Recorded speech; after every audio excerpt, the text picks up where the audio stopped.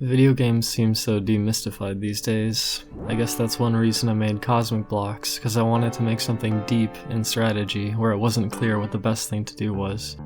But of course, that whole meta can be scoured and understood eventually too. Then it can join the pile of dull, limited games. Every single versus game is like an optimization problem. Single player games are like, well, usually they're lenient enough where it doesn't matter so much. Unless you're going for a high score fast time, and then it's again an optimization problem. But when it's very difficult and strict, the player basically conforms themselves to the game entirely, leaving zero room for creativity. I like the idea of permanence in a world where you could change it by being there, then it feels like you've had an impact, which I think makes sense for something that's multiplayer or online. Weird, vague dreams of some endless labyrinth changed by the players who have stepped through, reformed, built, an area of the map that some players have claimed, where other players cannot really reach without a war, without a lot of effort. But what is even there, or why go there, what are people even doing, I don't know.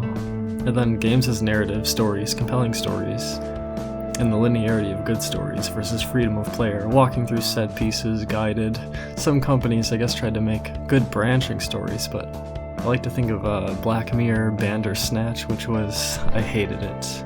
Good stories seem mostly linear. I don't think there's a single thing wrong with telling a story with the game as the primary focus, but there's also the game, you know. Freedom, choices, which are very non-linear at least. I feel there's some kind of good aspect of having a lot of freedom. But good narrative and having freedom seem a little opposed unless the narrative isn't baked in. Then it's about the stories that emerge, like driving a car 15 hours to play Super Smash Bros. Melee, not baked into the game, but comes from playing the game. I tell you though, I don't think I appreciated the story in Ocarina of Time as much as the music. The feeling of walking around Kakariko with the hover boots on, and the feeling of rediscovering how all the rooms are connected and what all the little triggers and sequences were. Although found lore is sometimes really cool, like the dying guard in the alleyway who's only accessible during a very short period of time. Little things like that. Or maybe the feeling I got when learning about Lisa Trevor and the lore of the mansion in Resident Evil, little bits of interest, I don't know. Although I guess in Tales of Symphonia I liked playing to find out what would happen in the story, I guess. I don't know, games are really a lot of disciplines combined.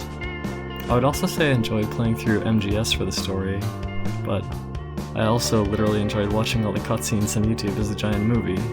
I kinda wish I had a PS4 for Death Stranding, but oh well.